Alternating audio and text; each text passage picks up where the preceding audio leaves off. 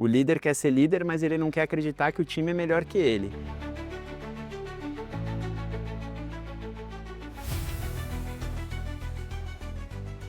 Bem-vindo, bem-vinda a mais um 001 Cast. Hoje a gente está encontrando um grande CMO, uma pessoa super experiente, André Escaciota da W Macan, e a gente vai discutir muito hoje sobre marketing, sobre carreira, como utilizar também inteligência artificial, o que tem de novidade no mercado e, claro, o que o André tem aí para nos contar da própria carreira e como, né, outras pessoas podem crescer também aí no mundo de marketing. André, quer fazer uma apresentação aqui? Pô, obrigado pelo convite, estou super feliz de estar aqui. Acho que a 001 está fazendo muito conteúdo legal, muita coisa bacana para acompanhar, então segue nas redes que garanto que vocês vão gostar do conteúdo. Bom, sou André Escaciota, sou CMO da W Macan. Antes disso, passei 6 anos e meio no Itaú, onde fui superintendente de marketing responsável por toda a mídia, campanha dos 100 anos da marca, enfim, vários cases de sucesso. Antes disso, fui de agência de publicidade, outros 6 anos na Publicis, e antes disso, algumas passagens em agências menores de digital, onde, enfim, pude aprender muito do mercado midiático, entender muito do que estava sendo feito para me preparar para esse futuro que a gente está vivendo agora. E na W Macan, chego aí na posição de CMO, para a gente trazer uma diferenciação de mercado, o olhar de cliente para dentro da agência, para a agência sair ali do guardrail que olha só uma visão de comunicação, mas para começar a discutir, olhar negócio e poder incrementar o resultado dos nossos clientes, que esse é o nosso maior objetivo sempre. Legal. Não, eu quero começar até, André, esse é o primeiro podcast que a gente entrevista alguém que está em agência, né? Você tem uma passagem dentro de uma empresa que é mais tradicional, como Itaú, apesar de ser tradicional, tem um marketing super forte, mas o que você acha hoje dos profissionais que estão em agência, como que eles podem, né, ocupar esses lugares de liderança, como que eles podem construir posicionamento de carreira? Você veio de agência, né, depois foi para o Itaú, voltou para a agência, agora está numa baita empresa que é a W Macan, mas o que você sente que é o desafio do cara que está lá na ponta, que quer assumir uma cadeira de liderança, quer crescer? Baita pergunta, assim, acho que vale contar o porquê que eu resolvi voltar para a agência, porque muita gente se assustou, né? Nossa, mas você estava tanto tempo num anunciante, por que você quis voltar para a agência? E a resposta era muito boa, porque na verdade eu nunca quis sair de agência. Boa. Eu sempre fui um apaixonado do mercado de comunicação. Eu acho que o Brasil ele tem um potencial criativo e um potencial técnico que é muito raro você encontrar fora do país. Talvez na Argentina seja um pouco mais próximo do nosso mercado, só quando a gente olha Estados Unidos e a gente olha principalmente a Europa, o modelo da agência de publicidade é muito diferente. Você tem o birô criativo, você tem o birô de compra de mídia, eles não se falam. Quando você junta as duas coisas, né? Então, a gente aprende na faculdade, meio, mensagem, receptor. Exato. O meio e a mensagem, no Brasil, eles estão conectados. Quando a gente olha para fora do mundo, no resto do mundo, meio e mensagem estão separados. Então, isso traz uma visão de contexto muito grande. E a minha formação ela é inteira voltada para o consumidor. Inclusive, agora, finalmente, vou atacar meu doutorado para falar de comportamento de consumo. Boa. Então, é o que eu gosto. Eu gosto de entender o consumidor, eu gosto de entender as pessoas. Passagem no Itaú foi muito legal, fui muito feliz lá, vivi projetos incríveis. Só que eu acredito que a agência de publicidade, por todo esse parâmetro que eu te disse, ela está preparada para fazer um profissional de comunicação muito bom. E ela atende muito mais empresas, né? Então acaba tendo muito mais maturidade também, né? É perfeita a frase, porque é exatamente o que eu falei para o time. Eu cuidava de uma marca. De repente eu estou cuidando de mais de 20 marcas. Então é o que eu amo fazer, né? Eu poderia fazer a comunicação de uma marca e construir um case legal. Eu acho que a gente fez o maior case que já existiu no Brasil, que foram 100 anos da marca do Itaú. Então dificilmente eu viveria alguma coisa diferente daquilo. E a gente ia trabalhar para manter a régua. Quando eu olho para a W Macan, eu vejo a possibilidade de ajudar as nossas marcas a construírem legados tão grandes quanto eu vivi no Itaú. E a gente tem marca muito potente para fazer isso. Então, legal. Por isso o brilho no olho de voltar para a agência de publicidade. E isso, de alguma forma, é o que te inspira hoje? Olhar para esse movimento de construção, de fortalecimento de marcas? Total. Assim, eu acho que ao longo da carreira, a gente vai evoluindo a forma que a gente olha, né? Então, se eu voltar 20 anos para trás, eu queria ser a pessoa que mais entendia de comportamento de consumo do mercado. De lá para cá, você vai aprendendo coisas legais, né? Então, por exemplo, eu tive a oportunidade de promover pessoas, eu tive a oportunidade de dar espaço para as pessoas fazerem um trabalho, enfim, preparar as pessoas para posições que eu vivi. E, cara, não tem coisa mais legal para um líder do que ver o teu time se desenvolver, crescer e tudo mais. Então, enfim, tem vários cases de sacanagens boas que eu fiz, de tipo, chamar a pessoa para uma conversa difícil e promover. Então, essa visão de potencialização na vida das pessoas é algo que me inspira muito também. Então, comportamento de consumo e comportamento evolutivo de carreira das pessoas são duas coisas que eu me conecto muito. Até por isso, tá num time, né? O time de mídia da Macan é gigante. É gigante, assim, né? São 150 pessoas. Então, você imagina que poder ajudá-las a fazer um trabalho melhor, dar uma estrada melhor para elas pilotarem o carro que elas estão pilotando nos clientes que eles cuidam, é muito especial para mim. E quando que você entendeu que liderar era uma coisa para você? Isso nasceu natural? Me conta um pouco dessa sua trajetória até chegar a uma cadeira de liderança, formar novos líderes, né? Que é muito do teu papel hoje também. Cara, eu acho que assim, eu não sei dizer exatamente o momento, mas eu acho que eu sempre gosto de olhar para o passado e entender como o meu comportamento foi mudando ao longo do tempo, né? Então, a primeira coisa assim, né? Na faculdade, eu meio que já era um líder da nossa turma, assim. Eu era a pessoa que fazia o advocacy para a reitora. Que puxava então, todos os temas. Essa matéria tá ruim, vocês precisam melhorar essa matéria, a gente precisa poder estudar mais esse assunto, mudar a grade de ensino, né? Então, quantas vezes você tem um aluno na faculdade que vai no reitor e fala assim, pô, eu não quero ter essa matéria, eu queria que fosse a matéria plus isso, né? Então, eu já fui esse porta-voz, e depois, quando eu cheguei na agência, na Publicis especificamente, tive uma chefe que foi a Miriam Shirley, que ela chegou para mim e falou assim, você vai digitalizar todos os clientes da agência, porque eu era o perfil digital da agência, numa agência muito offline. E eu saí entrando em todos os clientes. Quando isso começou a acontecer, eu comecei a receber o ônus de estar em todos os clientes, que era assim, tá, beleza, mas agora ensina a gente a fazer isso. E veio uma sobrecarga? Veio uma sobrecarga natural, aquele piano nas costas, mas, de novo, querendo ver a evolução das pessoas. Então, eu acho que talvez esses dois momentos, a faculdade e o desafio que a Miriam me deu na Publicis, de digitalizar os clientes, eu acho que foram os dois desafios que me mostraram o bônus de você ser um bom líder, você ser um bom gestor. E você acha que o seu maior desafio de carreira, ele está mais nesse lugar? Ou tem um desafio que você destacaria que, olha, putz, esse negócio foi o que me transformou realmente no profissional que eu sou hoje? Tem um exemplo de desafio que você passou? Cara, para te dar essa resposta, eu vou citar Tolstói. Né? Tá. É o homem que conhece a Terra, que é ali a escrita dele ali, mas assim, o sentimento que eu tenho sobre o mercado brasileiro, quiçá global, é de que existe um campo gigantesco para a gente percorrer. A questão é que a gente tem que entregar o resultado rápido. Então não dá para você correr todos esses campos. Você olha o longo prazo, mas tem aqui senão você não volta, que é o que acontece no conto ali, que na hora que volta você morre porque você tá exausto, não aguenta mais. Então, talvez o meu principal desafio hoje está em entender esse equilíbrio entre oportunidade e entrega. Porque oportunidade tem muita, mas se você abrir muita porta, abrir muita entrega, muita caixinha, depois você não vai conseguir entregar nenhuma. Então eu estou tendo que fazer escolhas. Eu acho que esse está sendo um momento difícil justamente pela minha visão de cliente voltando para a agência, que é muito raro, não existe isso. Você tem poucas pessoas no mercado que fizeram esse movimento. E como cliente, né, eu que sempre fui cliente, eu só fui agência, não de publicidade, mas de consultoria de software, são pensamentos diferentes. Completamente. Né? Como cliente, a gente quer explorar a agência. Né? Tem que dar muito mais resultado.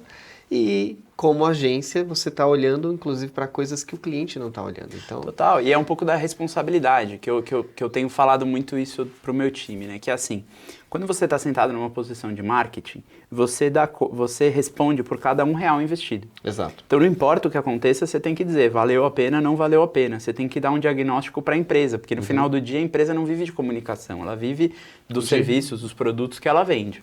Então, era uma agenda muito de resultado. Quando você olha para a agência, até tem essa preocupação. Na Macan, por exemplo, né, o nosso mote é que o nosso resultado é os resultados dos nossos clientes. E é verdade, a gente vive isso no dia a dia.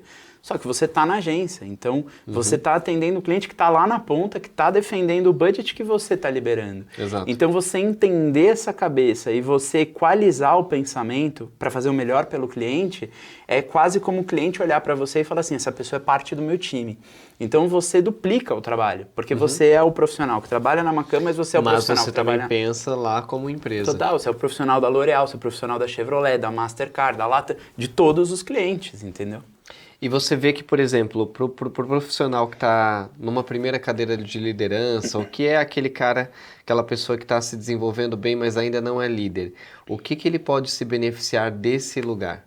Cara, eu acho que a primeira coisa, assim, que me vem na cabeça rápido, que eu sempre, quando eu penso em liderança, eu falo isso para as pessoas porque eu verdadeiramente acredito, é assim, você sozinho, você tem um grau de impacto naquele contexto que você vive, seja na empresa, seja na sociedade. Você tem um grau de impacto. Quando você cresce esse grau de impacto, ou seja, você traz pessoas para perto de você, você consegue aumentar muito esse efeito.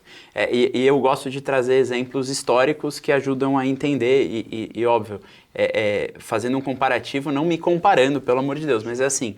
Se a gente olhar a religião como ela é hoje, pegar, por exemplo, a religião católica. Sim. Então, de certa forma, a religião cristã. Cristã. Se você pegar a religião cristã, o que Jesus Cristo fez cara, ele foi um líder. Ele tinha uma ideia, tinha um projeto e ele contou, ensinou as pessoas, ensinou o que aquilo significava e fez com que as pessoas tomassem. Jesus não existe há 2000 anos e a gente até hoje vive essa religião. Então ele foi talvez um dos maiores líderes que a gente teve. Trabalhou a influência, né, de certa forma. Total. Assim, olhando para a W Macan, né, um dos privilégios de trabalhar numa empresa que tem um W na frente é você conhecer todos os cases do Oliveto. Então quando você pega, por exemplo, a campanha histórica que ele fez na Folha, que ela vai dando um zoom out, assim, né, e vai falando sobre aquela pessoa, e você não está vendo quem é, mas fala, um líder inspirador, mexeu montanhas, coordenou países, venceu guerras, aí de repente é o Hitler. Aí você fala assim, epa, né, como assim? Ele é um baita, ele é um líder? Ele é um líder o que ele é? Genial, né, do então, ponto de vista assim, de movimento, mas... É isso, Jesus, Hitler, Elon Musk, Donald Trump, não importa a liderança, importa o impacto que elas têm na sociedade e nas empresas que elas trabalham. Sim. Então, o que eu falo para todo mundo é assim, quando você entende que você ser líder é você proliferar o conhecimento e o aprendizado que você teve ao longo da sua vida, você está deixando um legado. Então, eu sempre gosto de citar os meus chefes, porque o que eu virei hoje nada mais é do que a somatória dos aprendizados que eu tive com todos os meus líderes ao longo da vida. Eu não aprendi as coisas sozinho, alguém me ensinou. Então eu acho que o que falta talvez na cabeça do profissional que quer se tornar um líder é entender que é muito menos sobre ele e que passa a ser sobre o time, porque o time é o reflexo dele. Legal. Então eu acho que é um pouco disso. E você diria que é isso que vai, inclusive, diferenciar quem vai ser ou não escolhido para uma cadeira de liderança, ou é um dos fatores? Cara, totalmente. É assim, eu acho que eu gosto de usar analogias, né? Então, por exemplo, você olha o futebol. Se você quer ser o técnico, você não vai ser o cara que vai pegar a bola aos 48 do segundo tempo e vai bater o pênalti. Exato. Porque você é o técnico. Você é o técnico. Então você precisa confiar que alguém vai bater. E você precisa escolher o melhor batedor pro teu time. Essa decisão, né? Então a analogia da decisão, ela está conectada nisso. Eu acho que o líder, ele precisa entender o papel dele no todo e entender que o papel dele é muito mais de potencializar do que de resolver. De executar mesmo, de executar, né? De pôr a mão ali. E isso acaba levando para um caminho que muitas vezes é solitário. Porque você tem que, às vezes você dá a boa notícia, mas às vezes você tem que dar a má notícia. Galera, são 6 da tarde, mas eu vou precisar que vocês fiquem um pouco mais porque a gente precisa entregar um negócio amanhã. Esse ônus, o líder tem que entender que ele vai viver. Só que ele vai ter o bônus de promover pessoas, de ver pessoas crescendo, de ver pessoas que um dia podem se tornar chefes deles. Isso é outra coisa, né? O líder quer ser líder, mas ele não quer acreditar que o time é melhor que ele. Puta, eu acho isso... não tem outra palavra que não seja abominável. Eu acho que o líder de verdade, E no fim é ego, ele tem né? que querer... No fim você tá tem ali. que querer ser substituído. Exato, você tem que querer. Se você não acreditar, se você não prepara as pessoas para elas sentarem na sua posição e você não acreditar que elas são melhores do que você, automaticamente você está dizendo que então não tem evolução. Você não vai evoluir quanto líder, porque você não tem ninguém para colocar no seu lugar, e nem o teu time, porque você sempre vai ser a tampa do teu time. Então eu gosto muito, por exemplo, quando eu vejo, e na Macan eu estou super surpreendido com isso, porque eu recebi um time de liderança que é muito bom. Então eu falo, gente, e se a gente fizesse isso? Não, a gente já fez. Não, mas e se a gente olhasse isso? Não, a gente já olhou também. Então, essa coisa para o líder é muito legal, porque aí você precisa começar a baixar a sua guarda, aumentar a sua humildade e começar a entender que as pessoas podem ter uma visão melhor que você. E aprender a conectar pessoas, né? Total. Se a gente pegar, por exemplo, líderes do mercado publicitário que tem grande nome, por exemplo, Nizam eu gosto de citar porque ele sempre fala uma frase que eu acho maravilhosa. Ele fala assim, eu virei o estagiário da minha estagiária. Ele sempre fala isso nos textos, enfim. E é verdade. Porque o que o Nizam viveu nos tempos de ouro da publicidade, os grandes cases que o Nizam fez, era numa outra época. Não existia Facebook, Google, TikTok, Pinterest, GPT, não existia. Era muito mais uma comunicação de meio e mensagem, TV, out of home, jornal, rádio. Eram meios que são muito massivos. Então você soltava uma mensagem e você conseguia fazer aquilo. Você entender o contexto atual, né? É diferente. 5 anos atrás não tinha TikTok, hoje é a plataforma do jovem. Então, muda muito rápido, é muito dinâmico e o líder tem que entender que ele não é parte da transformação, ele é o potencializador dela. Legal. E com toda essa mudança, toda essa dinâmica que está acontecendo no mercado, inclusive, que é um ponto que você trouxe muito relevante, se a gente vai olhar a história do marketing, né, da mídia principalmente, tudo era muito massivo, War of Home, depois televisão, jornal, a mesma coisa, jornal antes, na verdade, televisão depois. Hoje, com a digitalização, muita coisa personalizada, né? E essa personalização, inclusive, vem muito potencializada por conta da inteligência artificial também. O que você acha que o profissional hoje precisa fazer para ser um profissional relevante no futuro, né? Você que, inclusive, tem muita experiência, que já ocupou cargos em empresas super relevantes, hoje está numa empresa que é super referência em mídia e está acompanhando toda essa transformação digital, é claro que o que está aqui hoje não vai ficar por muito tempo, né? Ele está mudando. Para onde você acha que está indo e o que as pessoas deveriam fazer para acompanhar isso? Cara, de novo, eu acho que tudo, absolutamente tudo, é sobre aprendizado e história. Então, se a gente passar a olhar como os meios evoluíram e como a gente chegou no que a gente vive hoje, tecnologia, sem dúvida, é a linha que amarra todos esses pontos. Mas qual foi o primeiro meio? Né? Qual foi o primeiro canal de comunicação que surgiu? Foi a escrita. Na verdade, foi falada, mas vamos pensar materializado. Foi a escrita. Putz, os papiros. Né? Para que servia o papiro? Qual era o objetivo? Qual era o contexto? Os caras perceberam naquela época que o que era para trás ninguém sabia, não tinha aprendizado. Então você nascia, você tinha que aprender um pouco ali, mas você não tinha uma referência. Né? Então, e os egípcios foram maravilhosos nisso, porque eles tiveram um legado de cultura e aprendizado muito grande. Mas imagina você nascer como filho de um faraó, um descendente, e de repente você tem uma biblioteca de papiros que te ensina como cuidar da colheita, como construir uma pirâmide e todas as coisas que eles fizeram. Então o objetivo era conhecimento. Depois, quando você evolui um pouquinho, vem jornal. Né? Então vem ali a prensa. O que era a prensa? O que diferenciava? Trazia o fator velocidade e informação, diferente do conhecimento. O que era isso? Os ricos queriam ter acesso a informações que rondavam os países em volta do que eles estavam vivendo. Então eu estou na Inglaterra, o que está sendo feito na Itália? Puta, você tinha que ler ali o Correio Milanese para poder entender o que estava acontecendo. Quando você vem para a rádio, né, que talvez seja o primeiro meio de transmissão, mais massivo, né, e de transmissão, você não depende do material físico, você tem efeitos, por exemplo, como Guerra dos Mundos ali, Orwell falando, contando, e as pessoas fugindo, saindo de casa desesperadas, achando que o mundo estava sendo invadido. O que era aquilo ali? Velocidade, informação. Se eu estou ouvindo na rádio que está tendo um ataque alienígena, talvez esteja tendo mesmo, então eu vou sair da minha casa, eu vou fugir. Então era o conteúdo de informação ágil. Depois você vem para a TV, é o consumo de informação de consumo, porque as primeiras propagandas visuais que elas tinham, elas eram de consumo, eram de desejo. Então você viu um carro, você falava assim, uau, você viu um Camaro. Eu quero esse carro. Você falava, eu quero este carro, porque este carro vai me dar o status. Então a mídia era status. E depois você vem para a internet, né? Abrangendo a internet em todas as formas, mas tentando trazer como meio. Quando você olha para a internet, você dá a informação na mão da pessoa. Então, diferente de só receber, eu começo a também comunicar. Então, as marcas começam a me ouvir. Então, antes eu só ouvia, consumia. Agora, de repente, eu consigo ir lá nas redes sociais da marca e falar assim, não gostei do seu produto. E tem uma troca, né? Tem uma online troca. o tempo inteiro. Então, a visão de contexto. O que a gente está vivendo hoje? Uma geração de desinformação. Então, você tem muita fake news, talvez é o que mais domina o mercado hoje. Sim. Você tem a gepetização do conhecimento das pessoas, então hoje as pessoas elas não têm mais dúvida e pesquisam para conhecer.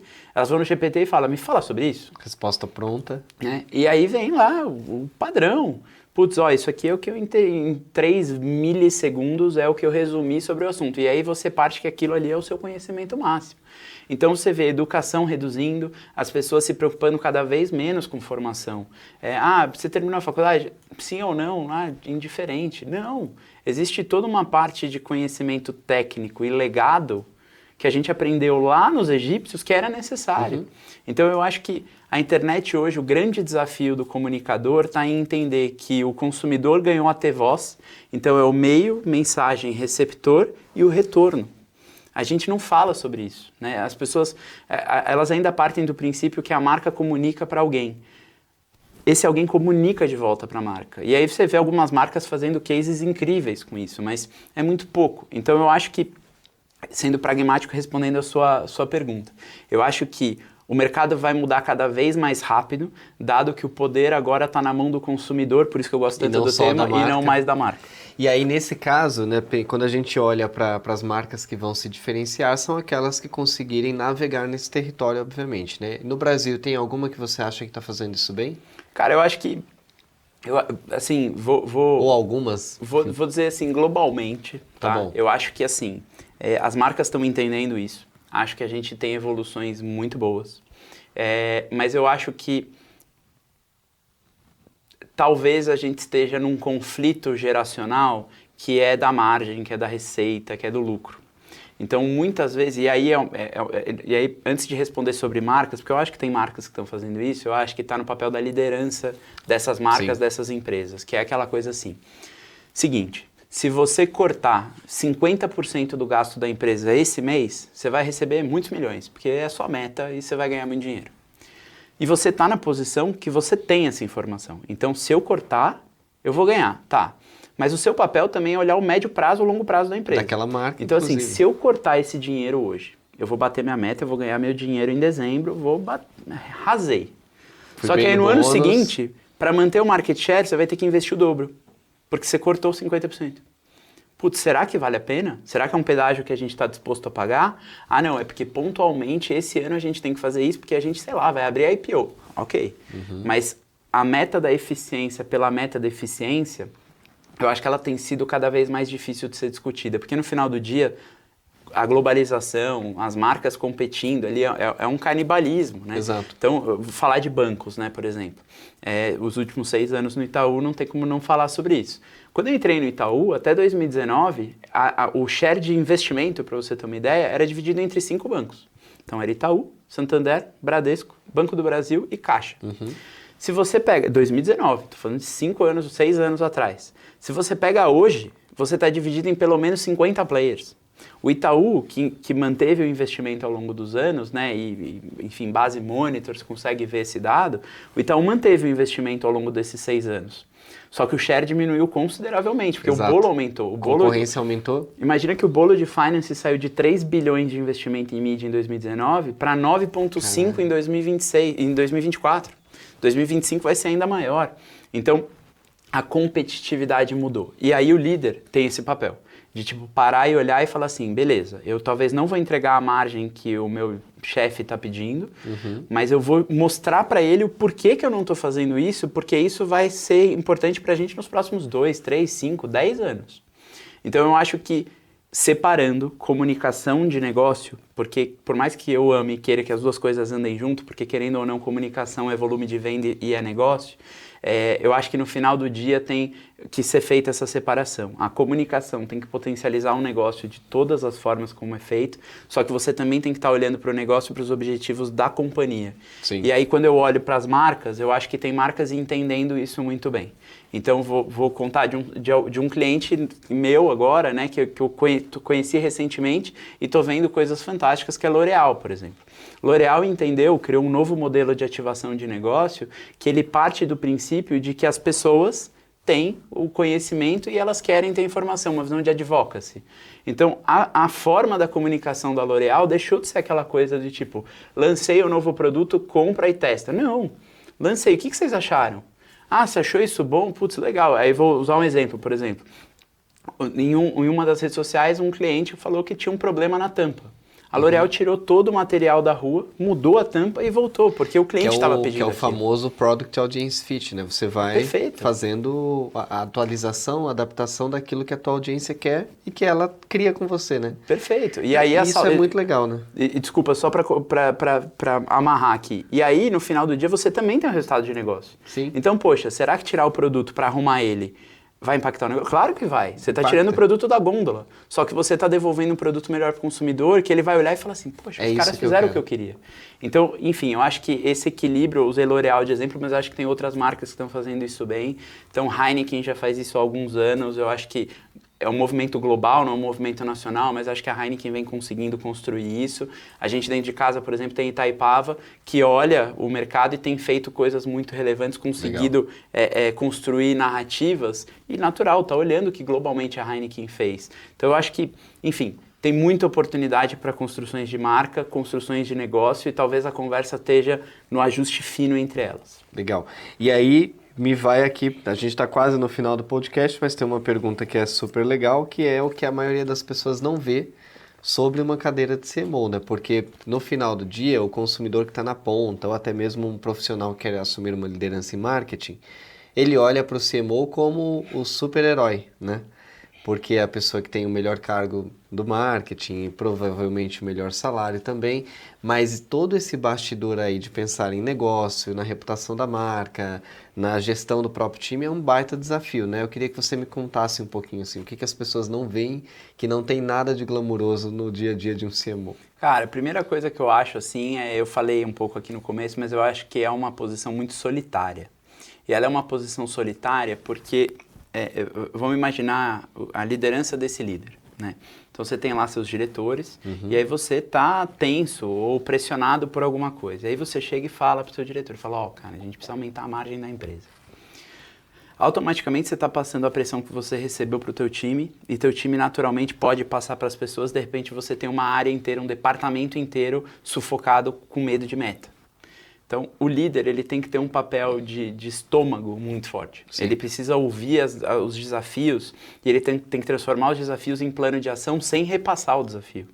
Então, eu preciso te ajudar a correr uma maratona. Você precisa correr a maratona, se vira aí. Não, gente, vamos começar a andar todos os dias? Agora que a gente já está andando, vamos correr um pouquinho? Agora que a gente já está correndo, vamos fazer musculação também? Ou faz um pit stop para reforço na alimentação para correr mais? É isso, você tem que trazer os adereços, os assets que vão ajudar você a levar o time para frente. Então, eu acho que isso é muito solitário porque você fica muito tempo nisso. Você fala, eu tenho esse desafio, o que eu faço amanhã? Às vezes você tomou uma informação, você está cansado, você está sentindo aquela informação, mas você tem que chegar para o time e falar, tá tudo bem, vamos aí, né? Então eu acho que o primeiro ponto é a solidão, e eu acho que o líder que entende que essa solidão pode se transformar na conexão com o time é muito bom. Então, ao mesmo tempo que é solitário, você tem o fator de conexão que pode se potencializar. Eu acho que esse é o primeiro. Acho que a segunda coisa do líder, eu acho que ele tem que entender que o líder, diferente de times, diferente de escopos individuais, o líder ele está sempre indo de ponta em ponta, né? Então, no caso da Macan, por exemplo, estou em L'Oréal, saio de L'Oréal, vou para Chevrolet, saio de Chevrolet, vou para Itaipava, saio de Itaipava, vai para Latam, saio de Latam, vai para Sanofi. São categorias diferentes, são mercados diferentes, são públicos diferentes, são desafios diferentes, é tudo diferente. Então, você conseguir ter esse filtro e conseguir focar e desfocar para você conseguir ajudar o time é um desafio muito grande. E tem um fator adicional, que é assim, o líder, ele nunca... durante muitos anos trabalhei com um modelinho de caderno, né? Então tem tudo que eu tenho que fazer, fiz, risca. O líder nunca risca, porque o assunto nunca acaba.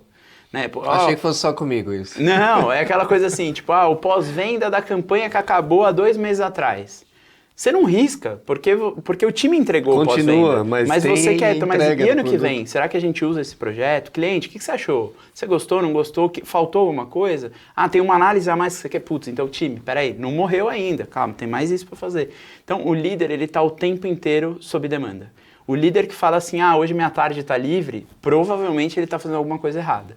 Porque enquanto você tem time, você tem demanda. Exato. Não importa o que seja. Todos os clientes entregaram todos os trabalhos, a gente está tranquilo. Você tem que desenvolver o time, você tem que trabalhar em aprendizado, você tem que trabalhar em ensinamento, você tem que trabalhar no desenvolvimento pessoal das pessoas, você tem que dar feedback. Então nunca acaba. Eu acho que o líder tem que entender isso, porque eu acho que tem muito líder terceirizando a responsabilidade, passando para o time o trabalho que ele deveria fazer e, natural, o time vai fazer ou vai tentar fazer. E aí a qualificação cai, que eu acho que é um dos problemas que o mercado tem hoje. Legal. E aí, para a gente estar encerrando aqui, mas um livro, uma prática que você tem para recomendar para a audiência aqui? Putz, cara, tem muito. Ou alguns. Traga alguns. Tem muito. Eu acho que assim, eu gosto de história, então eu falo sempre do Arte da Guerra. E não é Arte da Guerra para empreendedores, Arte da Guerra, não sei o quê. É Arte da Guerra, o tradicional do Sun Tzu.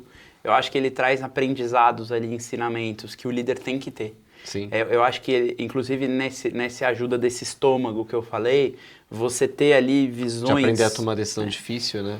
Porque no final do dia, você tem um interesse, eu tenho um interesse. Você tem um interesse em mim, eu tenho um interesse em você. Por isso que a gente se conecta. A partir do momento que eu só me preocupo com o meu interesse, eu quero te convencer que ele é o melhor, sem ouvir o seu, ferrou. E aí quando você olha Sun Tzu, ele justamente ensina isso. Ele ensina como que você traduz a necessidade do outro, a vontade do outro, a ira do outro, em se transformar em alguma coisa positiva para você. Então eu acho que esse livro é maravilhoso. Adicional desse livro, eu acho que tem o Pequeno Príncipe. É infantil, mas eu acho que ele ensina uma coisa que é maravilhoso, que é assim, quanto mais você se doa a algo, mais aquilo se torna importante para você. Uhum. Eu gosto de brincar que é livro de banheiro. Você lê rapidinho, 10 minutos fácil, você termina, né? O livro, 50 páginas, muito rápido, várias frases, só que você sai daquilo muito mais evoluído do que você entrou. E aí, por fim, não menos importante, acho que tem um livro que chama Os 4 Compromissos, que é da religião tolteca. Quem me ensinou isso foi um dos meus chefes que eu tive. Eu já li esse livro, muito bom. Cara, ali os 4 compromissos, né? Você não criar interpretações, né? Você não traduzir coisas, você se atentar a fatos, você ser muito nobre com a sua palavra, então o que você fala, você faz, você verdadeiramente se preocupar com os outros e ter uma escuta ativa, e a conexão de tudo isso, que é uma visão mais... religiosa, barra de conexão, que é respeitar o outro, que é aceitar o que o outro pensa, que às vezes é diferente de você. Então, acho que esses 3 livros aqui ajudam, mas assim, eu sou muito fã da Disney. Então, tudo que é Roy Disney, Walt Disney, os presidentes da Disney, né? Tem um livro maravilhoso, por exemplo, do presidente atual da Disney, que é o Bob Iger, que ele fala sobre como o profissional precisa se conectar com o seu cliente, né? Eu acho que esse livro é um dos maravilhosos, assim, que no final do dia é sobre aprendizado, e isso é uma coisa muito legal. Você está perguntando de livro, as pessoas precisam ler. Sim. As pessoas agora estão viciadas, né? No podcast, né? Elas só escutam podcast. Legal o podcast quando você está em trânsito, mas você sentar, você pegar um livro, você abrir, você ver ali o grau de escrita, a gramática e tal, é maravilhoso. E é uma arte, e as pessoas cada vez estão sabendo escrever menos porque elas estão lendo cada vez menos. Não, e bons líderes, pelo amor de Deus, precisam de boas comunicações, né? André, você tem postado alguma coisa de conteúdo também nas tuas redes? Quer deixar a tua rede aqui? Eu posso pedir para a produção colocar o LinkedIn? Super legal, tanto no LinkedIn quanto no Instagram eu venho postando bastante coisa. Atualmente eu tô, né, falei de Tolstói, estou escrevendo um texto sobre Tolstói, legal. Que fala um pouco sobre o que o mercado viveu agora em Cannes esse ano, que eu considero muito triste, né? O Cassu escreveu um livro, escreveu um artigo no Minha Mensagem falando sobre a canibalização de nós mesmos.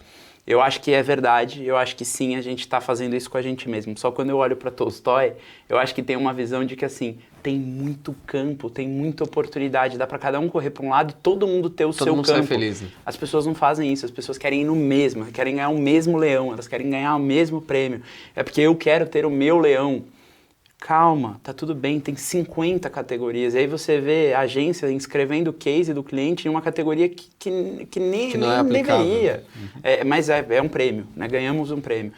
Pega um case e inscreve em 28 categorias. Ganhei 28 prêmios. Tá, mas qual que você ganhou mesmo? Qual que era o objetivo da tua campanha? Então, eu acho que eu tenho escrito sobre esse tema, mas eu adoro escrever no LinkedIn sobre liderança. Então, Boa. eu sempre tenho um textinho ali sobre liderança. Quem curtir vai ver lá. Então, André, obrigado pela participação. Já terei que te convidar aqui para um segundo, para um terceiro, porque tem muita pauta ainda para a gente conduzir nos próximos podcasts.